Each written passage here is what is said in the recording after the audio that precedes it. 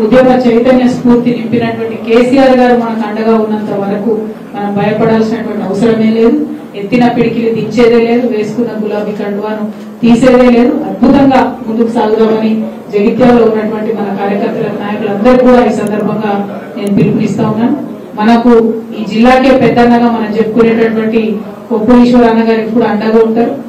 ఇప్పుడు స్థానికంగా ఎమ్మెల్సీ అన్న ఎల్రమణ అన్న గారు మనకు చాలా పెద్ద అండగా రాష్ట్ర స్థాయిలో వారు నాయకత్వం చేసినటువంటి వ్యక్తి మనకి ఇవాళ జగిత్యాలలో అండగా ఉన్నారు. వారు సిట్టింగ్ ఎమ్మెల్సీగా ఉన్నారు, వారి అండ ఉన్నది.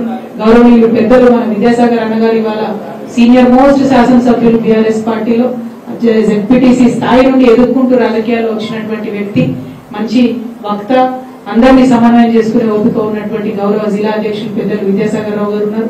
అట్లనే సోదరి మని జెడ్పీ చైర్మన్ గా పనిచేసి మరి వాళ్ళు ఇక్కడ ఎమ్మెల్యే వెళ్ళిపోయినా కూడా కార్యకర్తలందరినీ కూడా కళ్ళలో నాలుకలా కలుపుకుంటూ ఆ పిల్ల చిన్న అమ్మాయి అయినప్పటికీ అన్నలకు దండం పెట్టుకుంటూ తమ్ములను హక్కున చేర్చుకుంటూ చెల్లెలను చేతి పట్టుకొని నడిపించుకుంటూ ముందుకు తీసుకెళ్తున్నటువంటి సోదరి దావ వసంత గారికి, అట్లనే సీనియర్ నాయకులు గౌరవనీయులు పెద్దలు మన తుల రాజేంద్ర అన్న గారు, మన పార్టీ సీనియర్ నాయకులు అన్న అమీన్ భాయ్ గారు, అట్లనే గట్టు సతీష్ అన్న గారు, రమణారావు అన్న గారు సీనియర్ నాయకులు, భూపతి రెడ్డి గారు, మా తమ్ముడు దేవేందర్ ఫైటర్, ఇట్లా ఒకరు కాదు ఇద్దరు కాదు అందరూ కూడా మరి ఇవాళ జగిత్యాల్లో ఏ ఒక్క నిమిషం కూడా వేరే ఆలోచన చేయకుండా కేసీఆర్ గారి జెండాను మనం కొనసాగించాలనే స్ఫూర్తితో పనిచేస్తున్నందుకు నిజంగా అందరూ కూడా చేతులెత్తి నేను మనస్ఫూర్తిగా శుభాకాంక్షలు తెలియజేస్తా ఉన్నాను. మరి వాళ్ళ రాష్ట్రంలో ఏం జరుగుతుందో ఒకసారి ఆలోచన చేసుకుంటే అనేకమైనటువంటి హామీలు, దాదాపుగా 420 హామీలు ఇచ్చి అధికారంలోకి వచ్చినటువంటి కాంగ్రెస్ పార్టీ ఇవాళ ఎవరి కోసం ఏం చేస్తుందో ఒకసారి ఆలోచించుకోవాలి. నిజంగా నిన్న జగిత్యాల వచ్చే ముందే ఒక రైతన్న ఒక మంచి మెసేజ్ పెట్టింది. ఎండిపోయినటువంటి తన పొలాన్ని చూపించుకుంటూ బాధపడుకుంటూ మన మంగళ దగ్గర సారంగపూర్ మంగళ ఊరు గ్రామానికి సంబంధించినటువంటి రైతు పెట్టినటువంటి మెసేజ్ చూస్తే కళ్ళకు నీళ్ళు వచ్చేటటువంటి పరిస్థితి. ఎండిపోయినటువంటి భూమిని చూపించుకుంటూ బాధపడుతున్నటువంటి పరిస్థితి. ఇవాళ రైతు భరోసా లేదు, ఎరువులకు ఇబ్బంది, నీళ్లు ఇచ్చేటటువంటి తెలివి లేదు. కేసీఆర్ గారు ఆల్రెడీ కాళేశ్వరం నిర్మాణం చేసింది, అయిపోయింది. దానికి మొత్తం కూడా 10 ఏళ్లలో వరద కాలువను నిజంగా జీవధారగా సంవత్సరం పొడవును కూడా నింపి పెట్టినాం. కనీసం ఆ వరద కాలువను నింపేటటువంటి తెలివి లేదు. ఏమన్నా అంటే కేసీఆర్ గారి మీద రాజకీయంగా విమర్శ చేసి మేడిగడ్డ లింక్ వన్ ని యూజ్ చేయకుండా ఇక్కడ వరద కాలువను ఎండబెట్టినటువంటి పరిస్థితి. వరద కాలువ ఎండిపోతే యావత్ జగిత్యాల జిల్లాలో ఉన్న రైతులందరికీ కూడా కళ్ళల్లో కన్నీళ్లు ఉంటే తప్పితే ఇంకొకటి ఉండదు. నేను ఈ జగిత్యాల గడ్డ మీద నుండి రేవంత్ రెడ్డి గారిని విజ్ఞప్తి చేస్తా ఉన్నా, మీ రాజకీయ కక్షలు కార్పణ్యాలు పక్కన పెట్టి కాళేశ్వరం లింక్ వన్ మీరు యూజ్ చేసుకొని మా వరద కాలువకు నీళ్లు ఇవ్వండి దయచేసి. జగిత్యాలలో భూములు ఎండిపోయే పరిస్థితి ఉన్నది, చెప్పదండిలో భూములు ఎండిపోయేటటువంటి పరిస్థితి ఉన్నది, అక్కడ పెద్దపల్లిలో భూములు ఎండిపోయేటటువంటి పరిస్థితి ఉన్నది. దయచేసి నీళ్లను రిలీజ్ చేయవలసిందిగా నేను ఈ ప్రభుత్వాన్ని డిమాండ్ చేస్తా ఉన్నాను. అదేవిధంగా మీరు చూసినట్టయితే మహిళలకు ఇచ్చినటువంటి ఒక్కటంటే ఒక్క హామీ కూడా ఈ ప్రభుత్వం నిలబెట్టుకోలేదు. 2500 ఇస్తామన్నారు, తులం బంగారం అన్నారు, 18 ఏళ్లు నిండితే స్కూటీలు ఇస్తామన్నారు. బీడీ కార్మికులు అనేక మంది ఉంటారు ఇక్కడ జగిత్యాల మెట్పల్లి అంటేనే బీడీ కార్మికులకు హబ్బు. విద్యాసాగర్ రావు గారు నాకు గుర్తుంది 80,000 మందికి బీడీ కార్మికులకు వెంటబడి మనం ఆనాడు పెన్షన్ ఇప్పించుకున్న పరిస్థితి.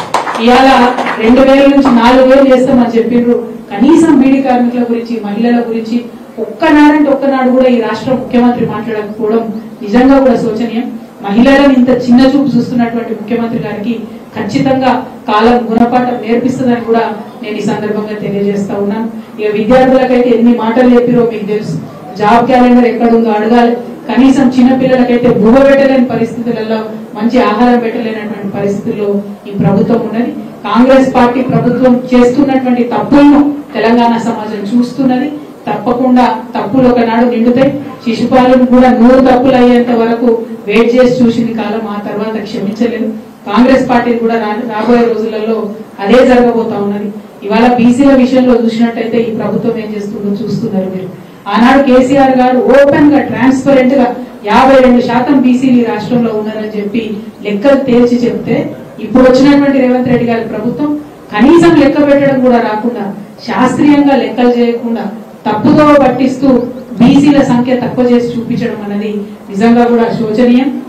ఒక పక్క ఇదే తప్పు లెక్కలు తీసుకొని రాహుల్ గాంధీ గారు పార్లమెంటును తప్పుదో పెట్టే విషయంగా వారు మాట్లాడుతున్నటువంటి సందర్భాన్ని కూడా చూస్తున్నాం. ఇవన్నీ సంవత్సరంన్నర నుంచి బీసీ సంఘాలు అందరు కలిసి కొట్లాడుతూ ఉంటే ఇవాళ బీసీలకు సంబంధించి కులగణన పెట్టాల్సినటువంటి పరిస్థితి ఈ ప్రభుత్వానికి వచ్చింది. ఇప్పుడు ఒక కీలక దశలో ఉన్నాం. కులగణన చేసినామని చెప్తున్నారు. సరే తప్పో ఒప్పో 46% ఉన్నాము. నువ్వు మాట ఏమి ఇచ్చినావు? 42% మేము రిజర్వేషన్ చేస్తాను. మొన్న అసెంబ్లీ పిలిచింది. మరి పిలిచినప్పుడు డైరెక్ట్ గా 42% బిల్లు పెట్టాలి కదా. బిల్లు పెట్టకుండా మళ్ళా ఒక స్టేట్మెంట్ అన్నారు. ఓకే కులగణన ఇంతమందికి ఇంతమంది ఉన్నారు అన్నావు. మరి కులాల వారీగా వివరాలు ఇవ్వడానికి ఈ ప్రభుత్వానికి ఎందుకు భయం అవుతున్నది? బీసీలు 46% ఉంటే అందులో పద్మశాలీలు ఎంతమంది ఉన్నారు, మున్నూరు కాపులు ఎంతమంది ఉన్నారు, ముదిరాజులు ఎంతమంది ఉన్నారు, లెక్కలు బయట పెట్టు కదా. అవి బయట పెట్టకుండా ఎందుకు మభ్య పెట్టేటటువంటి ప్రయత్నం ఈ ప్రభుత్వం చేస్తుందో మేము ఇవాళ డిమాండ్ చేస్తా ఉన్నాం. ముఖ్యమంత్రి గారు తప్పకుండా తక్షణమే రివ్యూ పెట్టాలి. మొత్తం కులాల వారీగా సంఖ్య ఎంత ఉందో బయట పెట్టాలి. బిల్లు ఎప్పటి లోపల తీసుకొస్తారో చెప్పాలి. ఆ బిల్లుకు సంబంధించి ఈ వివిధ కుల సంఘ నాయకులతోని చర్చలు జరపాలి. అట్లానే లీగల్ ఎక్స్పర్ట్స్ తోని కూడా చర్చలు జరపాలని ఈ సందర్భంగా నేను డిమాండ్ చేస్తా ఉన్నాను. మాటలు ఇచ్చి బీసీల ఓట్లు వేయించుకొని ఇవాళ బీసీలను మోసం చేస్తున్నటువంటి కాంగ్రెస్ పార్టీని చరిత్ర క్షమించదు, బీసీలు క్షమించరు. వారికి ఎవరు లేరు, వారి పక్షాన మాట్లాడారు అనుకుంటున్నారేమో. మేమందరం కూడా అండగా నిలబడి ఉన్నాం. ఖచ్చితంగా బీసీలకు మీరు ప్రామిస్ చేసినటువంటి 42% ఇచ్చే వరకు కూడా తగ్గేదే లేదు. ఖచ్చితంగా ఉద్యమాన్ని ముందుకు కొనసాగిస్తాం. మరో తెలంగాణ ఉద్యమంలాగా పోరాటం చేయడానికి బీసీ బిడ్డలందరూ కూడా సిద్ధంగా ఉండాలని చెప్పి ఈ సందర్భంగా పిలుపునిస్తా ఉన్నాం.